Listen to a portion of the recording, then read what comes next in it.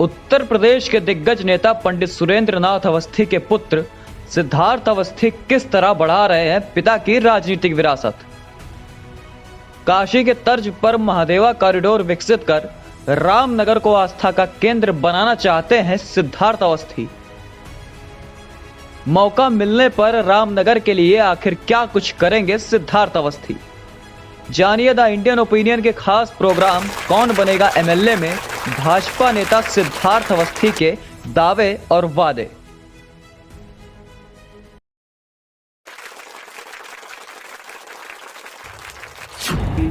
Congress party जब तक उत्तर प्रदेश में मजबूत रही, पुत्तू अवस्थी जी का नाम बड़े आदर से लिया जाता रहा और उसके बाद भी बीजेपी के रिजीम में राजनाथ सिंह के लिए उन्होंने हैदरगढ़ से अपनी सीट छोड़ी और उनका देहावसान हुआ कुछ वर्षों पहले, हमारे बीच में नहीं हैं। लेकिन राजनीति का जो बहुत बड़ा संसार उन्होंने बनाया था अपने इर्द गिर्द, अब राजनीति की उस विरासत को आगे बढ़ा रहे हैं उनके बेटे सिद्धार्थ अवस्थी जो हमारे साथ हैं यहाँ पर। सिद्धार्थ, बहुत बहुत स्वागत है आपका द इंडियन ओपिनियन में। जी सादर प्रणाम। आप आज यहाँ पे आए, आपका बहुत बहुत आभार। लेकिन मैं आपकी जो प्रस्तावना रही, मैं इसमें कुछ कहना चाहूँगा कि स्वर्गीय पिताजी सुरेंद्रनाथ अवस्थी जी आज हमारे बीच में नहीं है, लेकिन परंतु एक ऐसा नेतृत्व है जिनकी छवि, जिनकी नाम, जिनकी यश गाया आज भी जीवित है। निसंदेह जो बात इन्होंने कही उससे मैं भी सहमत हूँ।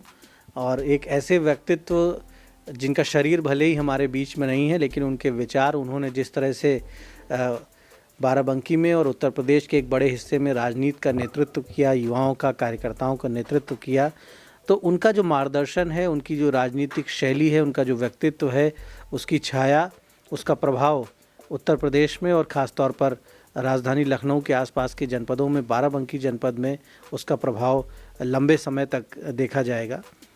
सिद्धार्थ, आप राजनीति में काफ़ी वर्षों से आप भी सक्रिय हैं। आपने विदेश में पढ़ाई भी की। विदेश में पढ़ने के बाद सियासत के रास्तों पर आपने कदम रखा, क्या खास वजह रही इसकी? मैंने सियासत के कदमों पे कभी चलना नहीं चाहा था।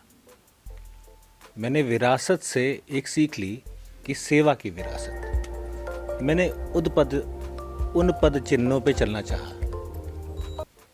मेरे दिवंगत पिताजी, हालांकि यहाँ पे वंशवाद की राजनीति से लोग आरोप प्रत्यारोप करते रहते हैं, लेकिन परंतु मैं इतना कहूँ, बाराबंकी जनपद ही नहीं अपितु संपूर्ण प्रदेश में, चाहे पंडित सुरेंद्रनाथ अवस्थी जी रहे हों, चाहे मैं स्वयं हूँ, आज वो हमारे बीच में नहीं, लेकिन उन्होंने मुझे एक ही पाठ पढ़ाया था कि सेवा कार्यों में आप कभी कमी नहीं रखेंगे। आज आपने बात साझा करी, मैं आपसे इतना कहना चाहूँगा कि बाराबंकी जनपद की 6 सीटें हैं। क्या पिताजी की मेहनत, मेरी मेहनत इन 6 सीटों तक ही केंद्रित है? मैं तिलोई, अमेठी जनपद, कैसरगंज जनपद, गोंडा, बहराइच, हर जगह कार्य करता हूँ। जिस तरीके से यशस्वी प्रधानमंत्री जी की सोच है कि एक कार्यकर्ता हूँ मैं संगठन का, मैं एक जगह केंद्रित होकर कार्य नहीं करता। सेवा कार्य कभी भी सीमा के प्रावलंबन में नहीं रहते। तो सिद्धार्थ मोदी जी से प्रेरित हैं और मोदी जी को अपना आदर्श मानते हैं, और मोदी जी को आदर्श मानकर ही बीजेपी की विचारधारा से इन्होंने खुद को कनेक्ट किया, खुद को जोड़ा, और मानते हैं कि राजनीति जो है सिर्फ राजनीति नहीं है, वो सेवा करने की नीति उसमें समाहित है, और इसलिए सेवा कार्यों को आगे बढ़ाएं। आप एक महाविद्यालय भी चलाते हैं जिसमें बहुत से बच्चों को निःशुल्क शिक्षा देते हैं, बहुत से परिवारों को वहाँ पर रोज़गार मिलता है। हम राजनीतिक चर्चाओं के पहले सिद्धार्थ ये जानना चाहेंगे कि सोशल वर्क के क्षेत्र में सामाजिक योगदान जो आपने दिया है, इस कम उम्र में, अभी आप नौजवान हैं, तो सामाजिक योगदान के क्षेत्र में क्या क्या प्रमुख काम करने का आपको अवसर मिला? आज 11 साल हो गए मुझे हिंदुस्तान आए हुए। 10 साल पहले मेरे पिताजी का निधन हुआ। 9 साल से मैं किसी टिकट की रेस में नहीं रहा। मैं केवल एक कार्य के लिए संकल्पित रहा कि जो कार्य मेरे पिताजी द्वारा अछूते रह गए हों। एक पुत्र का एक संकल्प होता है कि पिता के सपनों को पूरा करना। भारतीय जनता पार्टी से मैंने इतना सीखा कि राष्ट्रवाद और विकासवाद, जिसको अंग्रेजी में कहते हैं इंक्लूसिव पॉलिटिक्स, जो सबको समाहित करके चले। सामाजिक कार्यों का जो आप मुझसे उल्लेख करना चाहेंगे, मैं आपसे इतना कहूं, वो मेरा दायित्व है। दायित्व मेरा इसलिए है क्योंकि मेरे परिवार को पहचान मेरे इसी जनपद ने दी है। मुझे ही नहीं, मेरे स्वर्गीय पिताजी को भी दी है। कम शब्दों में कहूं, प्रत्यक्षम किम प्रमाणम, कि आज बड़ी बड़ी इमारत अगर किसी लिए खड़ी है तो बाराबंकी जनपद की ही देन है। और अगर किसी का एहसान हमारे परिवार पे रहा है तो बाराबंकी की जनमानस का रहा है। और मेरा कर्तव्य बनता है, सामाजिक जो कार्य हैं, सामाजिक कार्य हमारा कर्तव्य है कि हाँ, मुझे जनता से लिया है तो जनता को देना है, चाहे मैं सत्ता में रहूं या ना रहूं। सत्ता केवल सुख या भोगनी नहीं है। सत्ता एक ऐसा अधिमत है, सत्ता एक ऐसी वाक्पटुता है जो कि सवाल जवाब दोनों तरफ से होते हैं। अगर आपको जनपद ने दिया है तो आपको जनपद को वापस देना है। ये एक अच्छी बात है कि वापस देने की भावना, और जहाँ भी आप पले बड़े हों, जहाँ भी आपने ग्रो किया, आपने अपनी व्यवस्थाओं का निर्माण किया, आपने जहाँ से संसाधन अर्जित किए, उस क्षेत्र के प्रति एक ऋण का भाव होना चाहिए। और हमारे देश की संस्कृति भी रही है कि अपने गांव के लिए, अपने जनपद के लिए, अपने राष्ट्र के लिए, अपनी संस्कृति, अपने समाज के लिए व्यक्ति को समर्पित रहना चाहिए। और सिद्धार्थ को भी ये संस्कार मिले हैं अपने परिवार से, अपने पिता से, और उस रास्ते पे आगे बढ़ने की कोशिश कर रहे हैं। सिद्धार्थ, फिलहाल रामनगर विधानसभा आपका एक मजबूत ठिकाना आपने बनाया है वहाँ पर, और आप आजकल वहाँ रात्रि प्रवास भी कर रहे हैं, और आप चाह रहे हैं कि आपको रामनगर से जनप्रतिनिधि बनने का भी अवसर मिले। तो रामनगर को आप किस रूप में देखते हैं? रामनगर से कैसा जुड़ाव है आपका, और रामनगर के लोगों के लिए क्या कुछ करने की इच्छा है मन में? देखिए, विधानसभा रामनगर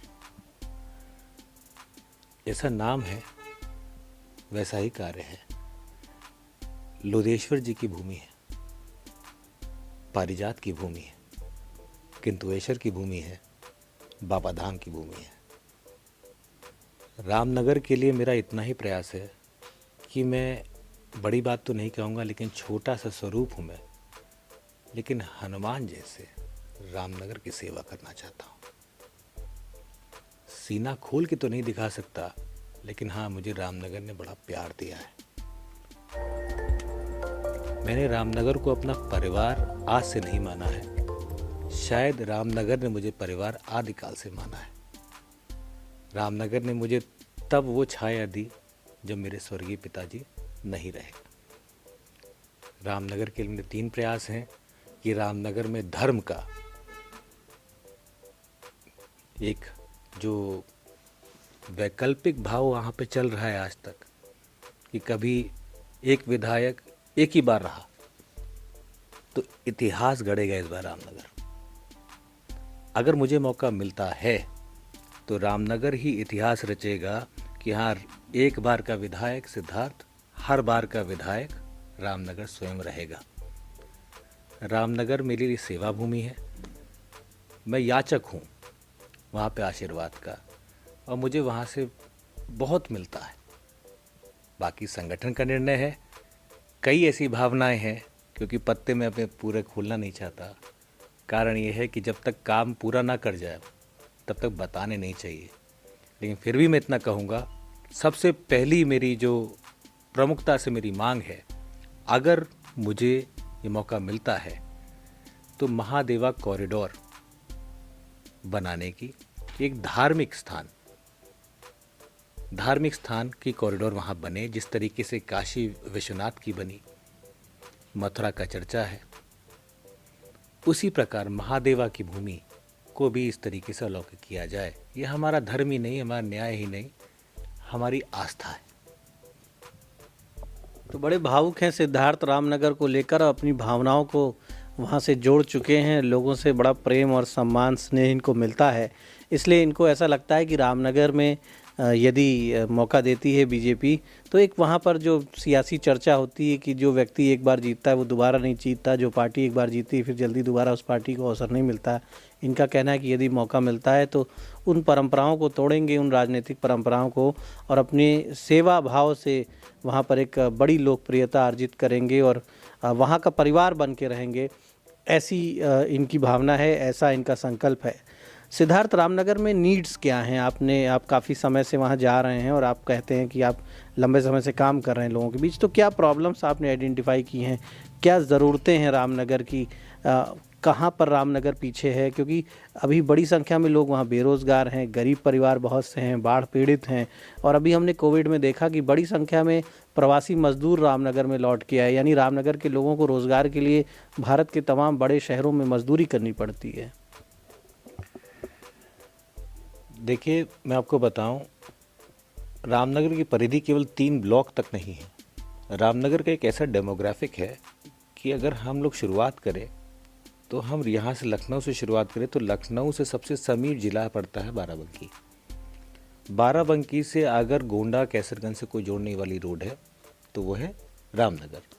उसकी बाएं तरफ की परिधि देखें तो सीतापुर से जोड़ने वाली 2 रोड है रामनगर। दाएं तरफ देखें तो दरियाबाद से जोड़ने वाली रोड है रामनगर। तो रामनगर स्वयं में अगर देखा जाए तो रामनगर की जो परिधि है वो बटी हुई है, क्षेत्र बड़ा व्यापक है। वहाँ पे अगर किसी तरीके से एक कार्य करना है कि बुनकर भी हमारे यहाँ है, जुल्हा भी हैं हमारे यहाँ, कायदे से देखा जाए तो वहाँ पे रोज़गार के इतने ज़्यादा इंसेंटिव्स मिल सकते हैं जिसको हम लोग अभी आज तक प्रोक्योर नहीं कर पाए। मैं हिंदी में अपनी बात को कहूँ कि हमारे पास मौके बहुत हैं लेकिन मौक़ों को हम लोग प्रत्यक्ष तौर पे देख नहीं पाए। कारण ये था कि जितनी भी सरकारें आई, जितने भी वहाँ पे सरकारें भले ही अच्छी हों लेकिन जनप्रतिनिधियों को इलाके की जानकारी नहीं थी। हम शुरुआत करते हैं मसौली के बाद से, तो रामपुर, सैदनपुर, कटरा, ये जो बेल्ट है ये बुनकरों की है। सादतगंज, यहाँ बुनकर समुदाय व्यापक तौर पे है, लेकिन उनको मूलभूत जो सुविधाएं हैं, जैसे भाजपा सरकार ने उनको सारी सुविधाएं देने का प्रयास किया, लेकिन परंतु उनके पास में डायरेक्ट सेलिंग का अप्रोच आज तक नहीं मिल पाया। उनके पास में बीच में हमेशा मध्यस्थता करने वाला एक आदमी मिला। सबसे पहले हमारे वहाँ बुनकर समुदाय है। दूसरा, आप आगे बढ़े तो सिरौली पड़ जाता है।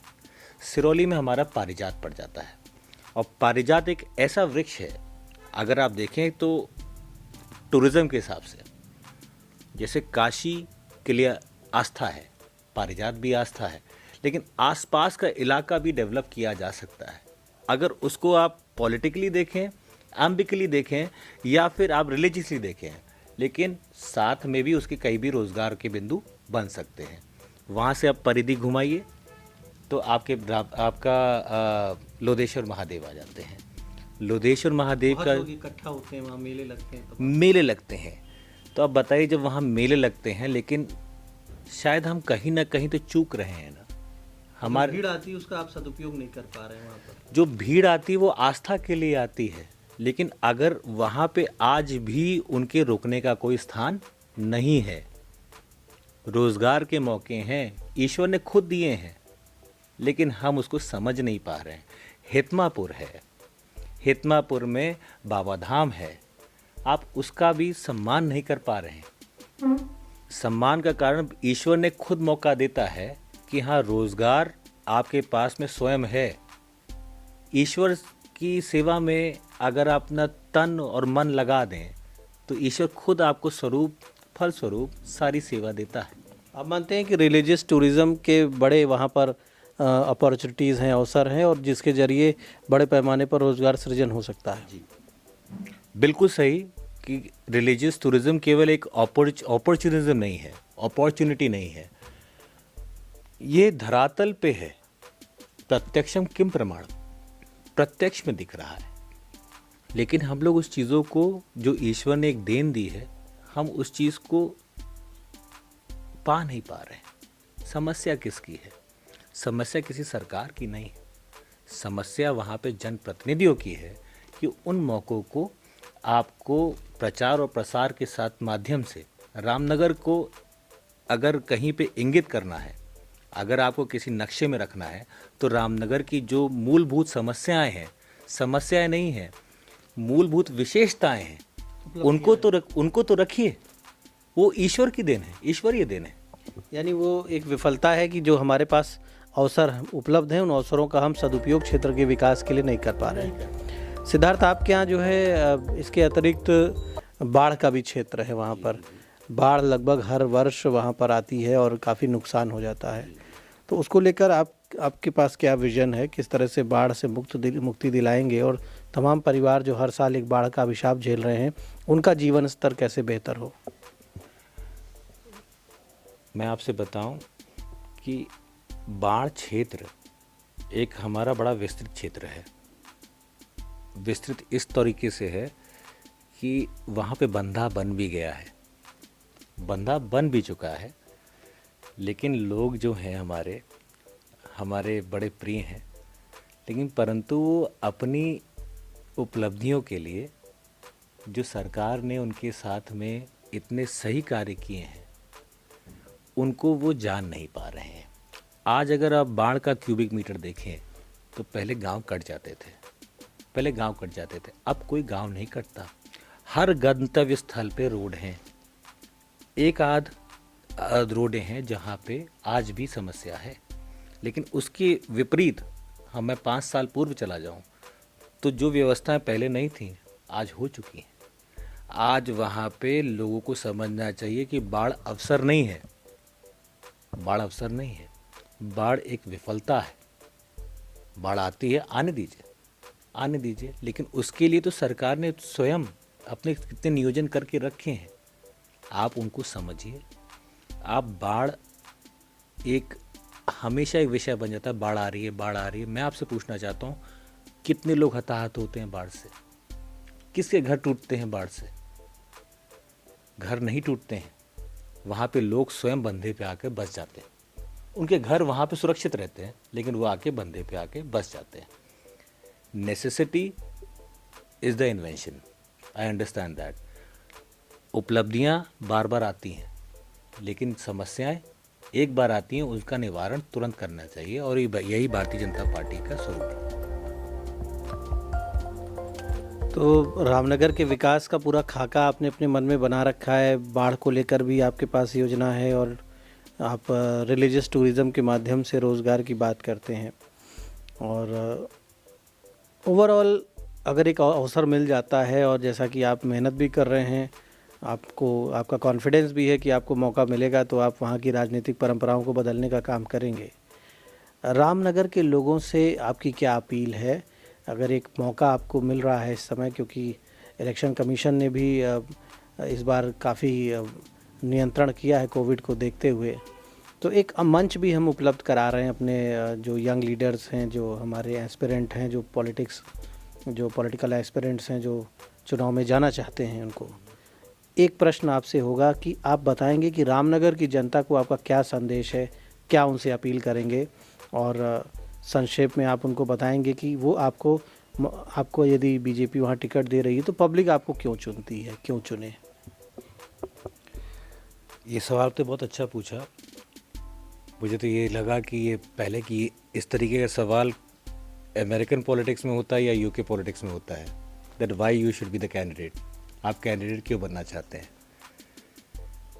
मैं रामनगर से इतना ही कहना चाहूँगा कि अपने यूथ के मेरे 10 साल दिए हैं, और 10 सालों में अगर मैं कामगार साबित हूँ, अगर कोरोना काल में अगर कामगार साबित हूँ, अगर धैर्य और निष्ठावान साबित हूँ, अगर मैं सम्मानजनक तरीके से हर व्यक्ति का सम्मान करना जानता हूँ, तो हाँ, मैं इस बार एक नई परिपाटी लिखना चाहता हूँ, रामनगर का हनुमान बनना चाहता हूँ, लेकिन आशीर्वाद आपके हाथ में है, मेहनत मेरे हाथ में है।